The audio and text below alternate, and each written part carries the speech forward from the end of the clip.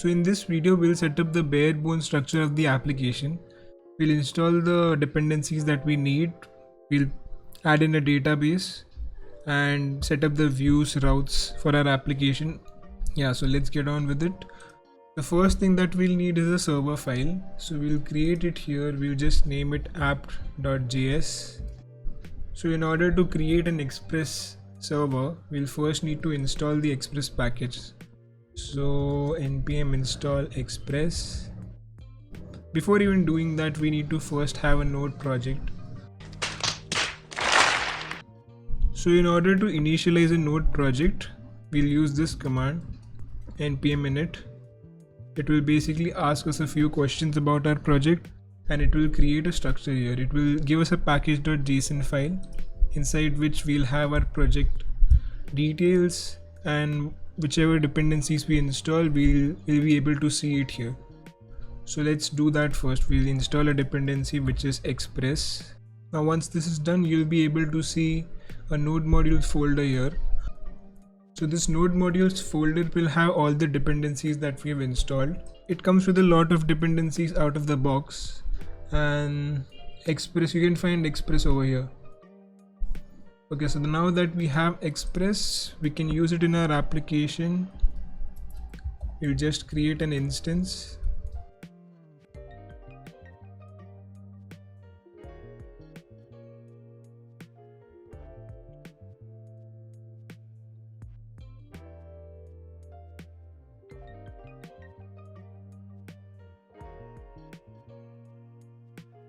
So if I run this file,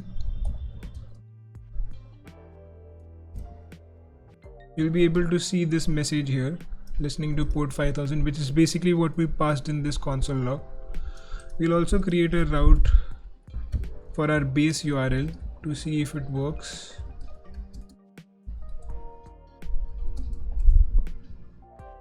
We'll send in a simple hello world message. I'll have to restart this. For this base route, you can see that we get this message hello world, which is what we send back. So instead of restarting the server every time whenever we make a change, what we could do is we could simply add a package that will do it for us. So the package name is nodemon. We'll come out of the server. We'll basically install nodemon.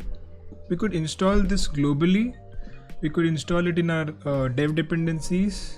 I personally prefer to install it globally because I use it in multiple applications, so it's better that I do it globally. So if you want to do it, then you could just pass in this G flag, or instead, if you want to save it in your dev dependencies, you could pass in this flag, save dev.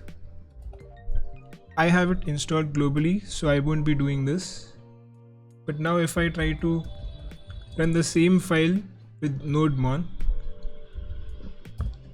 you can see that it's doing the same thing. It's listening on port 5000. But if I make a change here, hello world 1, and save it, it'll restart the server for me. I don't have to do anything manually. It will do it for me. So I'll change this back to where it was. Now that we're done with this, we could add in a few routes. So for this application, we basically need a couple of routes. So I'll just put in here. So we have these set of routes. I'll explain them one by one. So these two routes, the first two routes are get routes for login and register. So whenever you go to these routes on your browser, for instance, if we go on login route, we'll see this. This is what we return from our application here. If we go to the register route, the same thing, we get this register get message. So these are two get routes for login and register. We also have post routes for these. So whenever we submit the login form or submit the register form, these routes will be executed. We also have a logout route. So this again, very similar to the login and register routes. We also have a protected route. So whenever the user is authenticated, he'll be able to go to this route. As of now, we don't have any authentication middleware implemented here, so if I try to access this route now, I'll be able to do it because there are no authentication methods implemented as of now. But once we implement the authentication strategy, we won't be able to access this route without logging in. Now that we have the routes here, we'll also need the views for this login and register form.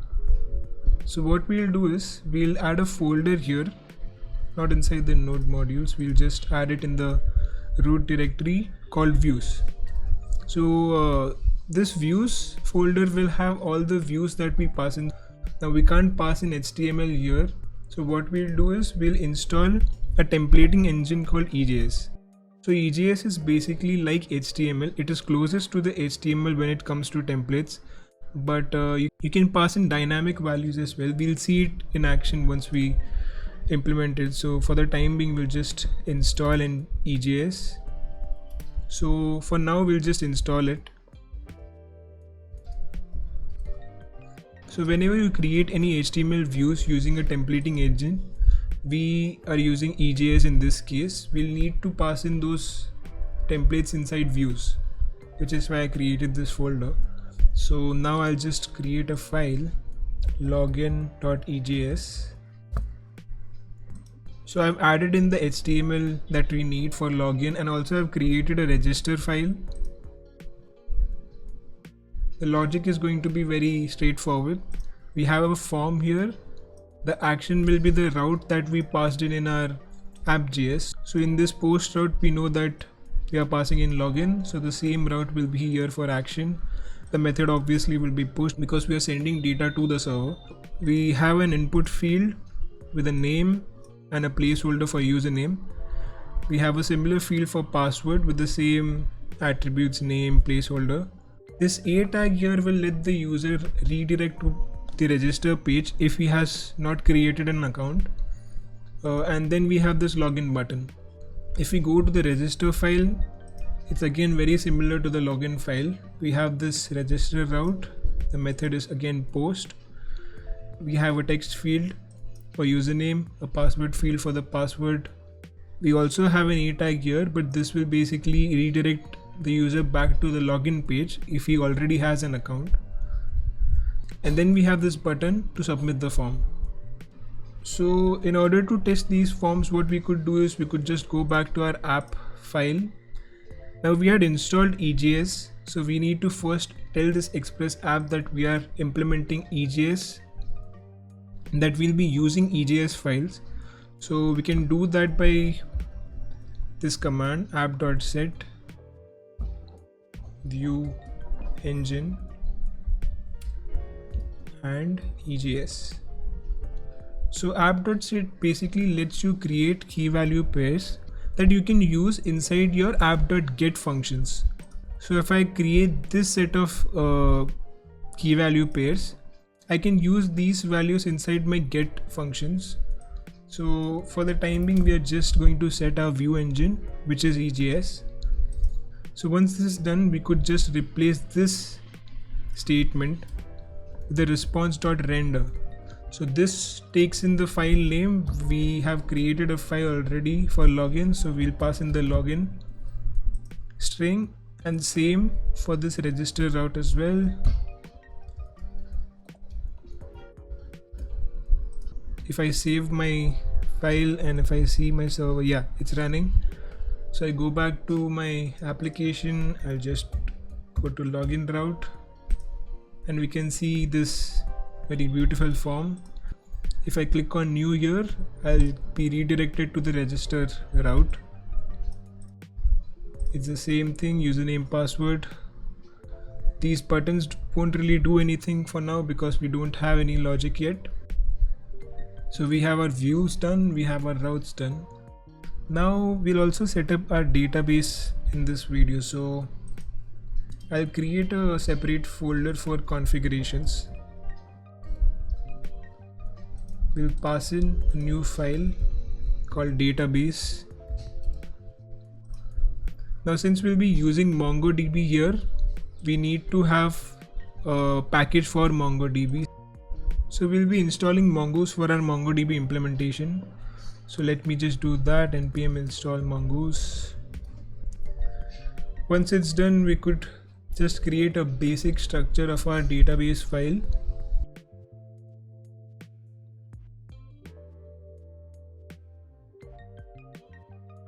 So in MongoDB, you normally first have to create a schema. So the schema is basically a skeleton of the objects that you'll be storing in your database. So we will be storing the user data in our application, so we need a user schema.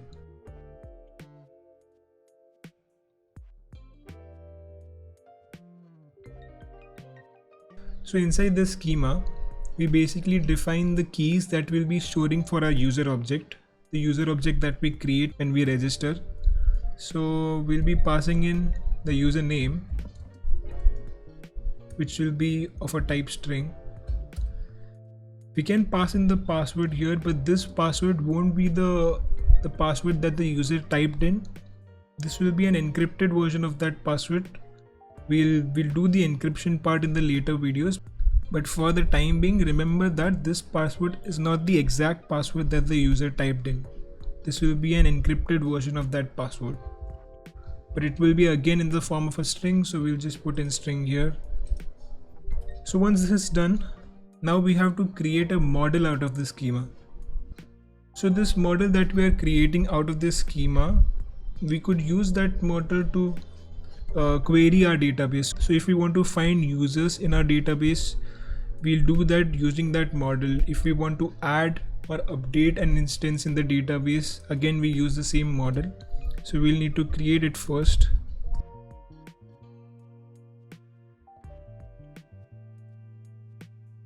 So this name that we are passing in has to be done carefully. So in this case, since we are using user, the name of the collection that will be created in the database will be users. They basically convert this into lowercase and add an S at the end. So based on this name, you'll see the collection that gets created. We'll see that in action later. So once this is done, we need to pass in the schema as well. So user schema. So now we have our user model ready. We could just export this so that we can use it in our app.js. So this is basically our database file. So we'll just go through this application once again quickly. We first created an Express instance. We created some routes here for login, for register, and for those routes we are rendering a view using EJS. We have those views in our views folder. We have this login file here. This login file is just a simple form with username, password, and a submit button. Same for register. We also then set up a few post routes. These routes will be implemented in the later videos, so you don't need to worry about them for now. We also have a logout route. Again, we'll see this in the later video. And we have this protected route. We have a database setup here. We are using MongoDB for our database implementation. We have created a schema for the records that we'll be storing in our database. We created a model out of the schema and we are exporting it so that we could use it in our application. So in the next video, we'll look at sessions. We'll see how to implement sessions using Express session. We'll see how we store sessions using different kinds of session stores. Since we are using MongoDB, so we'll use a store that is based on MongoDB. Yeah, so that's pretty much it for this video. I'll see you in the next one.